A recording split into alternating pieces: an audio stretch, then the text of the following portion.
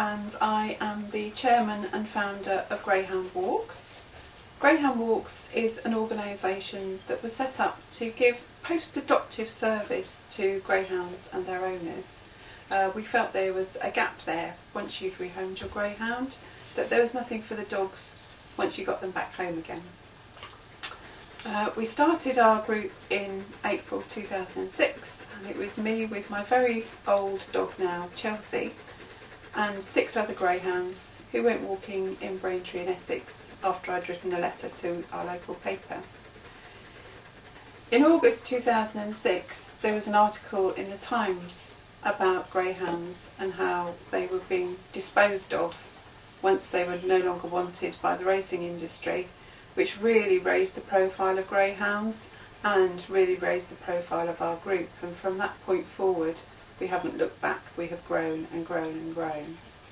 We started off with 1 walk a month in Braintree in Essex, and 2010 5 walks a month, so we have really grown and our numbers have expanded beyond belief. The feedback we get from our walks is exceptional. People don't know what to expect when they come, but I can honestly say that each person that comes along with their dog really enjoys the experience and really enjoys seeing their dog getting so much from being back in the group with their former kennel mates. I own 2 greyhounds. My first greyhound, Chelsea, is now 14 years, which is an exceptional age for a greyhound, and she has been my introduction to the breed and has been the most wonderful ambassador for greyhounds when we've been out and about. She's a beautiful brindle girl, and she is the calmest, most serene dog that I've met in the greyhounds world. We are very, very proud of her. I also own George, who is one of the black boys. These are one of the hardest dogs to home for the rehoming kennels. Because they're boys, they tend to be bigger. Because they're black, they're not as attractive. Greyhounds come in all shapes and sizes and all different types of personalities. George is one of the more nervous ones.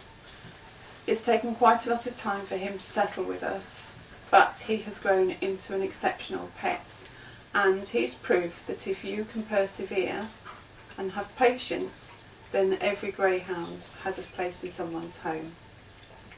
We've also got Amber, who's a beautiful fawn girl. The fawn dogs are very popular because they're just so pretty and they have this wonderful black eyeliner. She's a very, very calm girl, but she suffers a little bit from what's called separation anxiety, which again is very common in greyhounds. When you go out of the house, they worry that they're left on their own. So into her household came Dylan, who's actually a lurcher, a greyhound cross, much more bouncy. They say more intelligent because people believe greyhounds don't have many brain cells, and he's been a good companion for Amber and helped her to settle more into her home. There are greyhounds available for adoption from national rescue organisations such as the RSPCA, the Dogs Trust, Wood Green Animal Shelter, and also from specific greyhound rescue kennels. Some are independent, some are overseen by the Retired Greyhound Trust. In Essex we have 8 rehoming centres. In Suffolk, Hertfordshire and Norfolk there's a further 4. So that's an indication of how many dogs there are waiting for adoption. At any one time I've calculated in Essex there could be over 200 greyhounds in the kennels looking for homes, which is quite disturbing really. People don't really understand greyhounds. This is half the problem, why there's so many still sitting in the kennels. Greyhounds are very easy to look after, although they do need understanding and patience in the first 6 months when you first bring them home. They've lived their life in a kennel surrounded by other greyhounds and only other greyhounds, no other breeds, and a minimum of social interaction with people. They'll only have known their trainer and the kennel hands, and possibly the owners who come in to see them at weekends. There are hundreds out there, but there's always one that's suitable for your home. Greyhounds do not need lots of exercise. They don't need to be running around. They're mostly extremely calm, although all of them will have their mad 10 minutes each day when they'll chase around in circles chasing their tail, or race around your garden believing it's the racetrack, or throw their fluffy toys in the air and pounce on them thinking that it's the hare. Some greyhounds have issues with other breeds of dogs, but this is mostly due to the fact that they haven't been socialised with that breed during their formative years. So once again, this is where the patience and understanding and being consistent with them and being a responsible owner will turn that greyhound from someone who might have a high prey drive to a dog that can happily walk alongside and live with small animals, including cats. Some greyhounds will never like cats, there's no denying that fact, but I have 2 greyhounds, I have 2 cats, which is proof that greyhounds and cats can live together.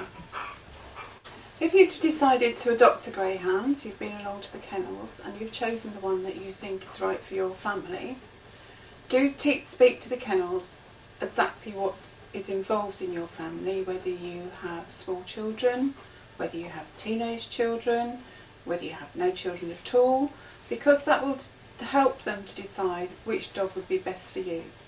Some greyhounds are very nervous, some are very boisterous, and some are just complete couch potatoes. Once you get them home, you'll be absolutely delighted to know that there's no lead trouble with them. They're not going to pull on the lead because they've been taken out in the kennels on their leads and they know more or less how to walk to heel, and they will always walk really nicely by your side, and the only time that they'll pull is when they're excited, when they're in a group of other dogs, or if they see a squirrel or perhaps a cat. But using the right equipment, particularly the right collar which is correctly fitted and the right lead, you shouldn't have any problems. A lot of people keep muzzles on their dogs, and this isn't a sign that their dog is aggressive. This is a sign that they're a responsible greyhound owner. If their dog has a high prey drive and they're uncertain what the dog's reaction will be if they see a cat or a squirrel or a small fluffy dog, then they're being an extremely responsible owner by keeping their dog muzzled, because that reduces the risk to virtually nothing of an incident occurring, which is unfortunately one of the myths that comes with greyhounds, that they will attack other small dogs. This just isn't true. Once you've got your dog home, we always recommend that you provide them with a safe space. When they've been in those racing kennels, they've had a space to themselves within the kennel, which they've spent a large part of their day in. So that's what they're used to, and they need to maintain that safe space once they're in a home. So a nice quiet corner where they've got a nice soft bed that they can retreat to when they're tired, which with a greyhound is a great deal of the time. They only need 2 20-minute walks a day, but they will walk for an hour or 2 hours if you're quite an athletic sort of person. However, they are sprinters, they're not long distance dogs, so you have to be very aware of what your dog is capable of. And if you want to take them for these longer walks, then build that up over a period of time before you embark on a 5-mile trek. If you've chosen to adopt a greyhound, possibly one of the first things you'll want to do is to see your greyhound running. This is a very, very risky business, and there's a great deal of debate amongst greyhound owners whether you should ever let your greyhound off lead. Greyhounds can move from one end of a football pitch to the other in the blink of an eye, and they are notoriously deaf when you want them to come back to you.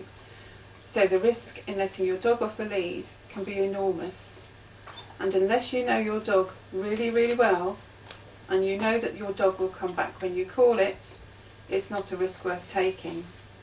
They can be easily injured from barbed wire, from thorns, from bushes, because their skin is very, very thin, and once broken it just peels back like a can. Also, there's the risk of your dog putting its foot down a hole and incurring a breakage. If you are going to let your dog off the lead, do it in a safe place first until you're absolutely certain of what your dog will do. The risks just aren't worth it. Fortunately, greyhounds are very easy to feed, and you can buy a special greyhound mix which is very reasonably priced, so you're not going to have to spend a lot of money on feeding them. However, like all dogs, they do enjoy their treats, and certainly their beautiful coats really benefit from things like oily fish of sardines or pilchards, and they are very partial to a piece of cheese. For our old dog Chelsea, to get her to take her tablets, which she needs each day, there's nothing better than pressing them into a nice big fingerful of pate, which really seems to do the trick. One of the greyhound's biggest problems are its teeth. For some reason, greyhounds' teeth are very prone to disease and their gums can get very inflamed. So from when you first bring your greyhounds home, you should really think about how you're going to take care of their teeth and take advice from other greyhound owners. There's lots of forums and groups of people who can offer advice, or speak to your vet about the best way to keep their teeth clean. If you can keep them clean, then you're going to avoid sore gums and possible tooth extraction in later years. Fortunately, greyhounds don't really have any other health issues. They're a dog that's built for working, and their work has been racing around the greyhound track. So they don't suffer from some of the breed characteristics that you see for dogs that have been bred for showing. So choose one of those racing greyhounds or ex-racing greyhounds waiting in kennels before you spend out an awful lot of money on a show dog. There'll be fewer problems for you, and you will be rewarded tenfold by these lovely dogs.